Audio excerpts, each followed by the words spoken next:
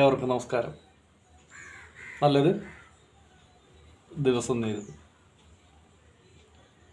ആത്മാവിനെ കുറിച്ചിട്ട് പ്രശ്നോപനിഷത്തിൽ പറയുന്ന ചില കാര്യങ്ങൾ ഒന്ന് ശ്രവിക്കുക.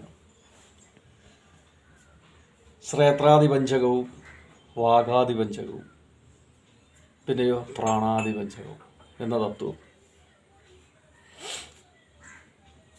എന്ന ഗ്രന്ഥം പറയുകയാണ്. പ്രാണസേദ്യം വശേ സർവം ധൃതി വേയ പ്രതിഷ്ഠിതാം മാതാവേ പുത്രൻ രക്ഷസോ ശ്രീച്ച പ്രയച്ച വിദേഹിന എന്ന തത്വം.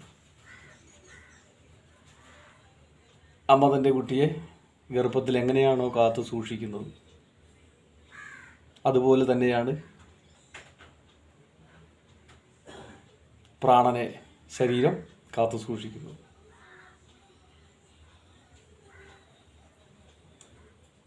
പുറത്തു നിൽക്കുന്നത് പ്രപഞ്ച പ്രാണനും അകത്ത് നിൽക്കുന്നത് ആത്മീയ പ്രാണനും. ഇതിങ്ങനെ ചംക്രമണം നടന്നുകൊണ്ടിരിക്കുന്നു. ശരീരത്തെയും ബോധതലത്തെയും പോഷിപ്പിക്കുന്നു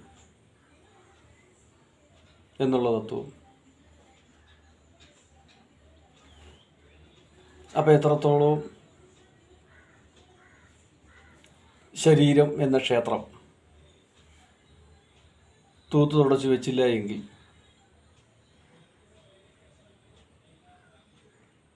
പഞ്ചവദനം ഗാത്രം ധരണി തീർച്ചയായിട്ടും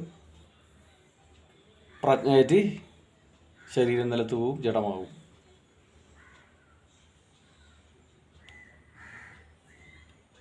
ശരീരത്തെ സൂക്ഷിച്ചാൽ ആ പ്രാണന ശരീരത്തെ വെടിയില്ല എന്നുള്ള മഹാസത്യം പ്രശ്നോപനിഷത്ത് പറയുന്നു. ഏവർക്കും നല്ലത് വരട്ടെ. തിരുനീലിയമ്മയും സർവ്വപടിമാന മക്കളുടെ അനുഗ്രഹാശിസുകൾ നിങ്ങൾക്ക് നിങ്ങളുടെ കുടുംബത്തിനും മലവാരത്തമ്മ നൽകട്ടെ. ഓം ശ്രീ പഞ്ചമഗുരുദ്രായ പ്രേതാധിപതി ശ്രീ പരമേശ്വര പാദപത്മം.